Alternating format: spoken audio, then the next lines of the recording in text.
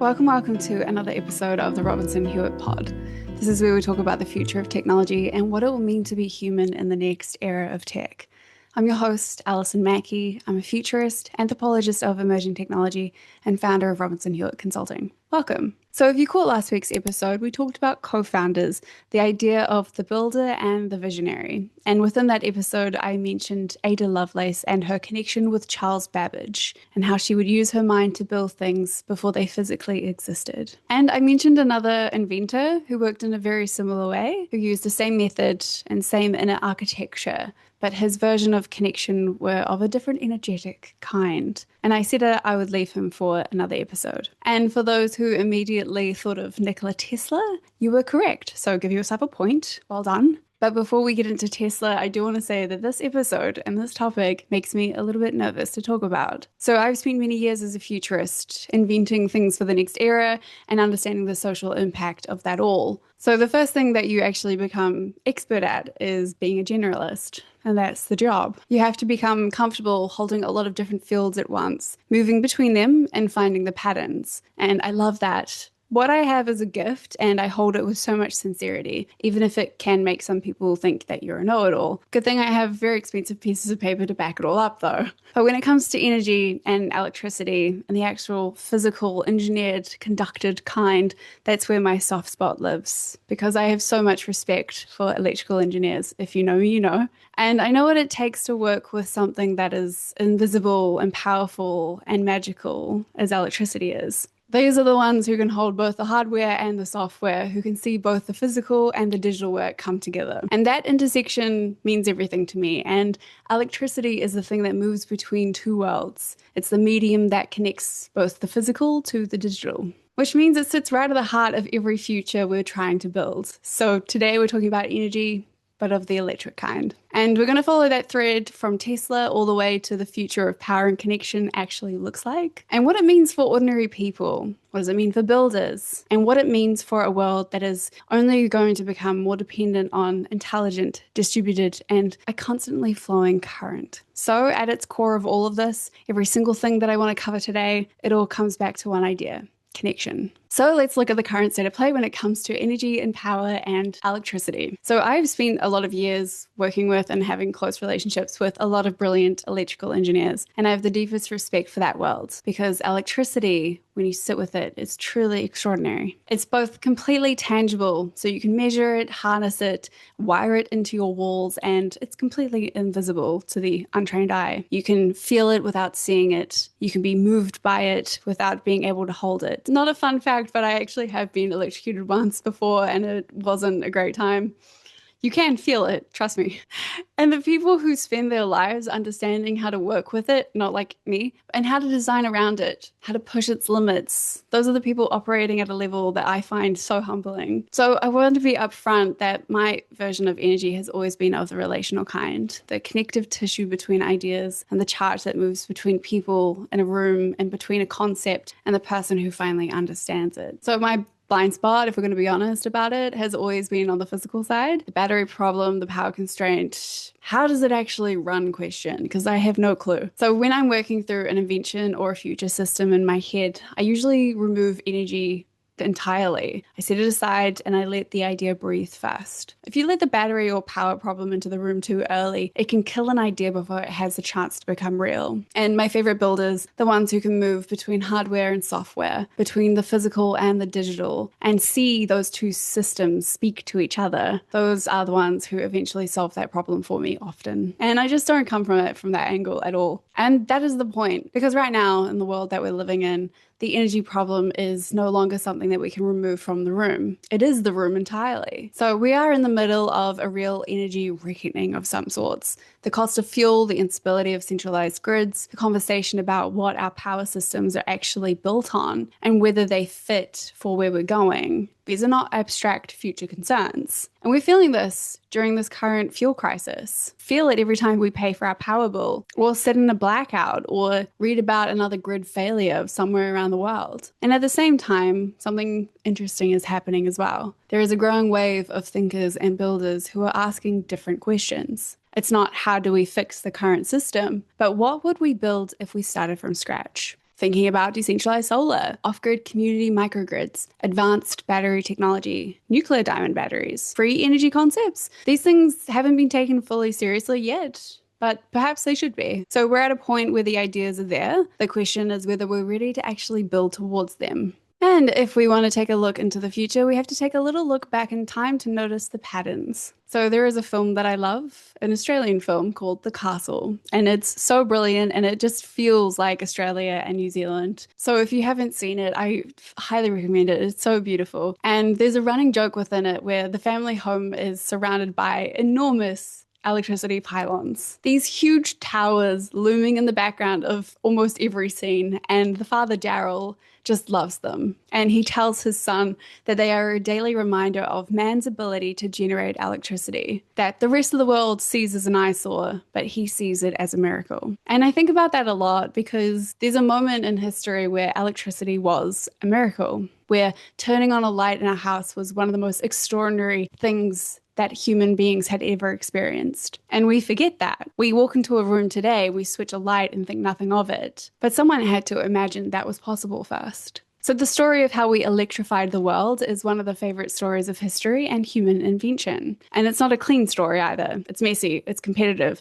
and it's full of ego and brilliance in equal measure. So Thomas Edison built the first commercial electric power station in New York in 1882. It ran on direct current, which is DC, and he was all in on that model, technically and financially. So his vision was centralized. Power comes from the plant and goes through the wires and arrives at your home. It was clean and controlled, and it was his. So Tesla had a different idea. He believed in alternating current. AC. So this is a system that could transmit electricity over much greater distances with far less energy loss. It was technically superior in almost every practical way. But Edison had more money, more infrastructure, and more to lose. So what followed was what history has coined the War of Currents, and it was a little bit dramatic. Edison ran public demonstrations, including electrocuting animals, to try and prove that AC was dangerous. And Tesla and his financial backer, George Westinghouse, fought back.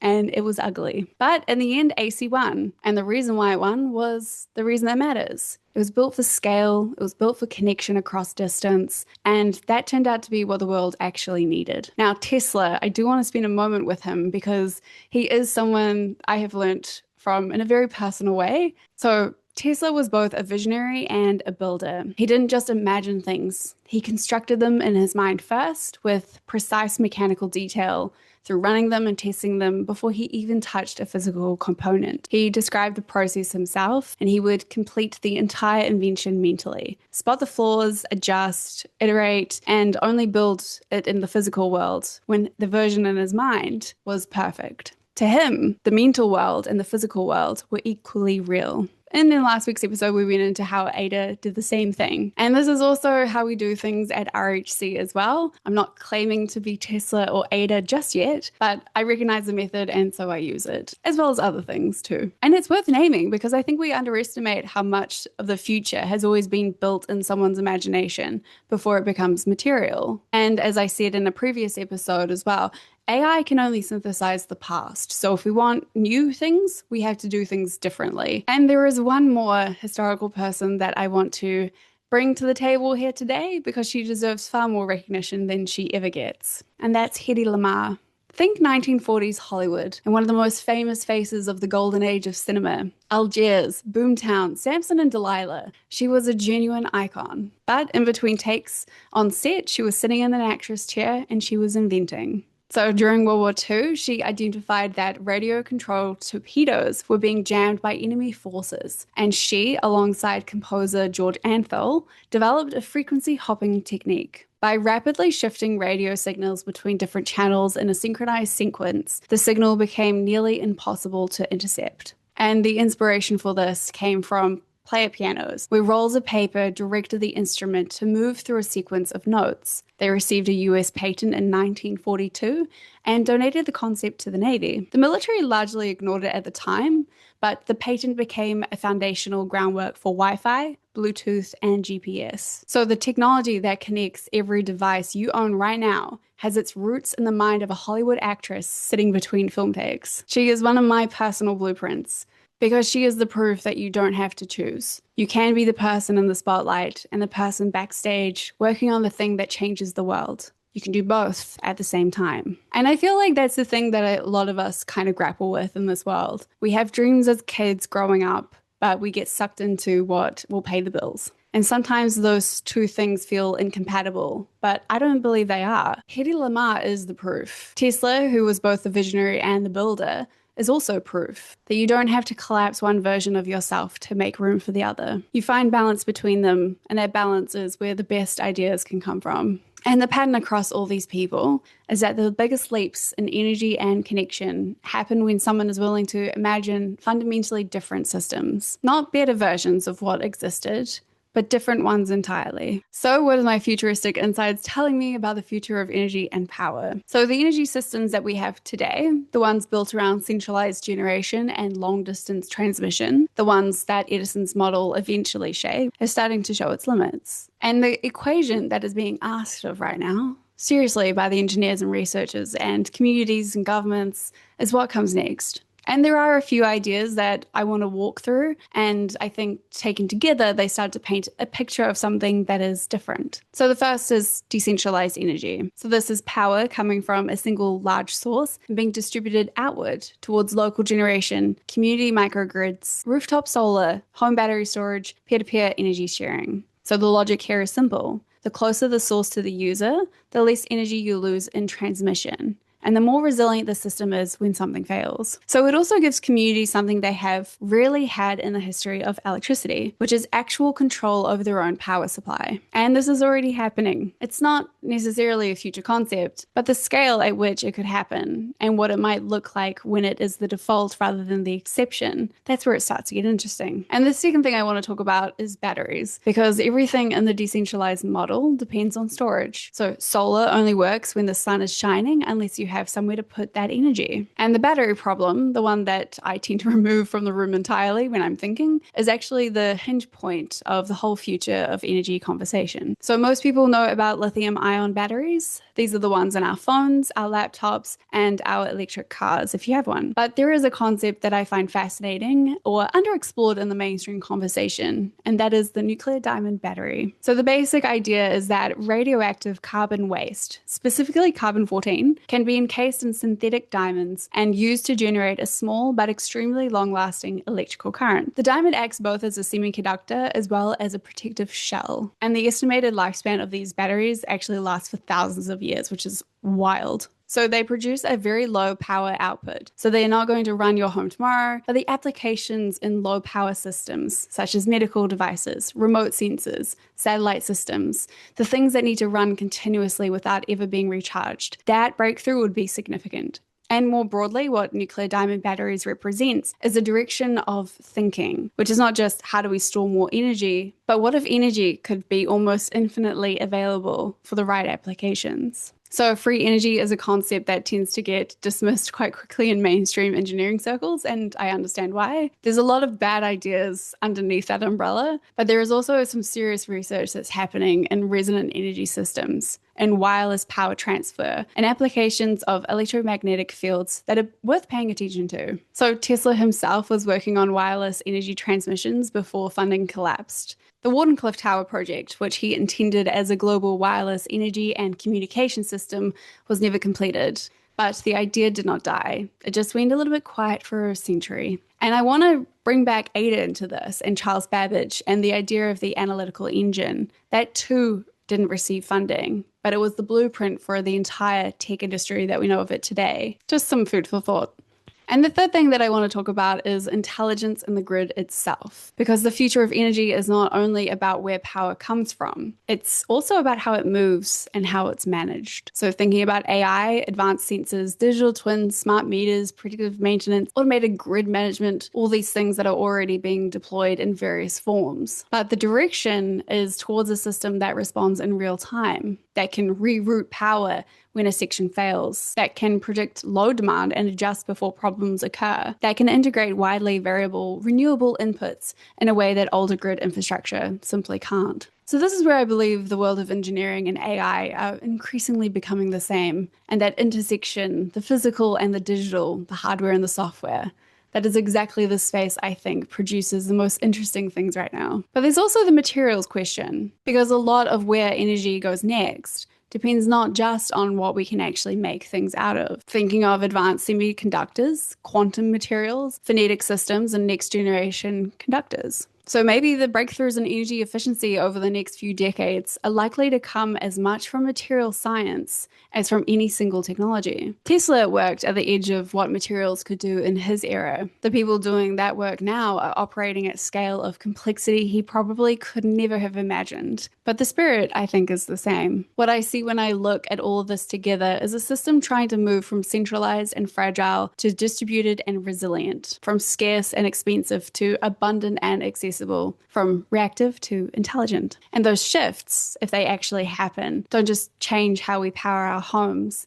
They change what is possible across almost every domain of human life, from food systems, water, healthcare, manufacturing, transport, the way cities are built, the way that communities are organized. Energy abundance, if it arrives, is not a utility upgrade, but an entire civilizational shift. So if this is where we're trying to get to, how do we actually get there? So for builders and engineers and people working in this space, the first thing I want you to think about is orientation. So this is probably one of the most exciting fields to be in right now. The convergence of renewable generation, advanced storage, AI-enabled grid management, and new materials is not a distant horizon. It's happening in your work right now. So if you are early in your career field, or if you're deciding about where to place your focus, I think the intersection of power systems and intelligent infrastructure is one of the most consequential places you can be. And I don't think that's a small place either. And the second action is specifically for those builders who I think might need to hear this. Remember why electricity interested you in the first place. Because I think sometimes when you are deep in technical complexity of a problem and the constraints and the specifications and the failures that keep happening over and over again, it's easy to lose that thread back to what made this feel like magic. So go find that again. It could be in a film, it could be in a conversation, a walk somewhere that puts you next to something that generates power. Let yourself be amazed by it again. So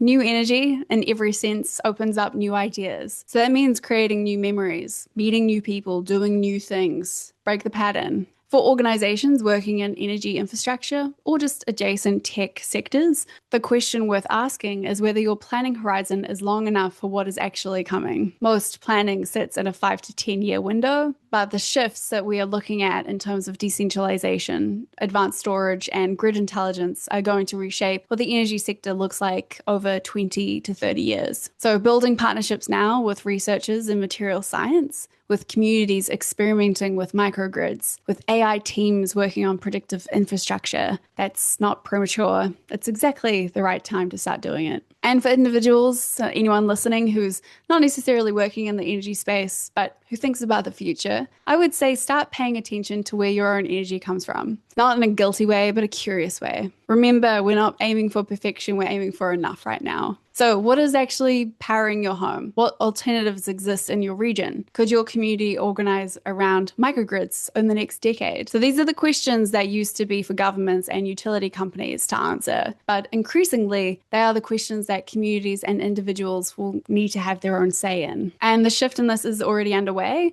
And being curious about this now just keeps you ahead of the curve. And of course, I didn't get to everything in this episode because there is so much to talk about within this topic, and they're worth getting to in their own time. Thinking about the geopolitics of the energy transition, specifically what happens when the power shifts from oil to gas to batteries and rare earths and critical minerals. That is a whole episode in its own. And also thinking about our own water project, the idea of energy and water as inseparable futures, because desalination, smart water systems, and clean water access are all electricity stories at the core. And that is one that I continue working on behind the scenes as well. But I want to end this episode on something that has been sitting underneath all of this. Every major leap in human civilization has been tied to a new source of energy: fire, agriculture, coal, oil, electricity. And the very first time electricity changed everything, it connected places. So the question for the next era is whether we're standing at the beginning of a second electricity revolution, one where the grid does not just move power,